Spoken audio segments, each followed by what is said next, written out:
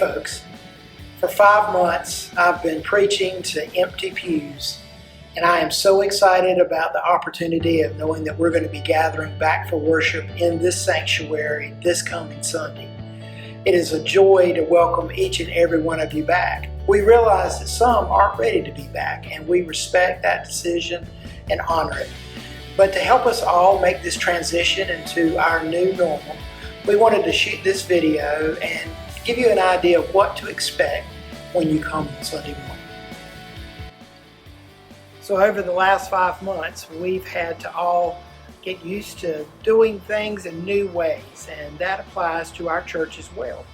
For the last few months, myself and the session have been going through all the appropriate information and research to provide the most safe environment we could for all our members and friends who will be joining us.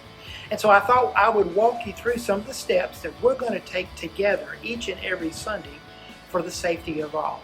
And the very first one is something you're already familiar with. It'll be our social distancing decals. We understand that it's important for us to keep 6 feet apart at all times, and so these serve as a reminder to us to keep our distance.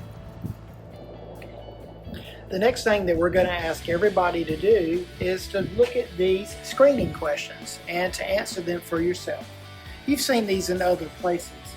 And the important thing is to be able to answer all of them with a no. If you do have a yes to any of them, then we ask that you don't enter the building, you return home, and if necessary, please seek out a physician or an urgent care for any needs that you may have. So after you've answered the screening questions, the next thing is pretty simple. We're going to ask everybody to come and sanitize their hands before you enter the facilities. Step 2 will be checking in. This is a requirement in order for doing any tracing if someone was by chance infected with the virus. Tracy has prepared an easy sign-in list for all our members and our friends. And if we have visitors, we just ask that they will fill out a visitor card. Step 3 is a mask.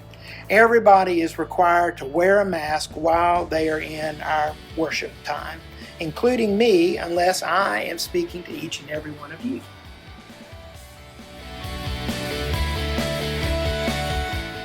So we're asking everybody after they've sanitized their hands, signed in, and put their mask on, to please wait right here at the door. Ushers are going to be seating each and everybody who comes to attend our worship service. They'll come to you. Once the usher brings you into the sanctuary, you'll notice that every other pew has been roped off. We will be socially distancing in here as well, and families will be able to sit together on either end of the pew. So once you're seated, masks will stay on, but you'll notice things look a little bit different. There are no cards, there are no hymnals, there are no Bibles. But that's okay. We're still going to see the words that to our hymns, and we're also going to see the scriptures. Everything's just going to be on our screens in front of us. So now I want to talk to you about something that's perhaps going to be the hardest thing for us as a church family. We all love a warm handshake, and we love a good hug. But we're living in a time where those simple acts of affection may pass on the virus. And so what we're going to ask of everyone, including myself, is that we remain in our areas or in our pew, or I will remain up in the pulpit area during worship. And then the usher's going to come and dismiss row by row so that you can safely exit the building.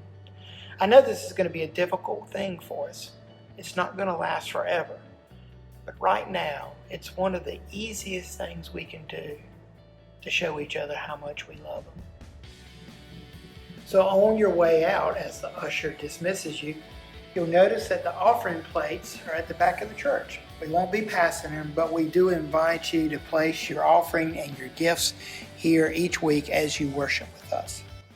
It's been far too long, and I can't wait to see your faces out here this coming Sunday and in the weeks and months to come.